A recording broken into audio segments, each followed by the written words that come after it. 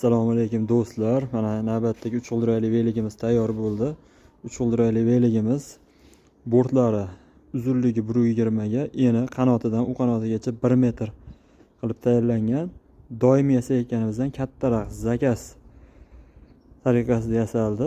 G'ildiraklarimiz 28 razmerda piramida diskalarga terilgan. Eng katta razmerda bo'ldi. Vilkalarimiz amortizator bo'yni, vilkani bo'yni qo'hma pachinli. Hop. Og'ir bo'lib ketmasligini hisobga olgan holda germanskiy apparat o'rnatib berganmiz. Mana 3 ta skorlik. Qolagan skoriga olib, og'ir, yengil, o'ta og'ir darajaga keltirib minsa bo'ladi. 20 sm dan bort qo'shib berganmiz. Sababi yuk yuklayotgan egalari shuni hisobini olganmiz. Bemalol bog'lab ketadi.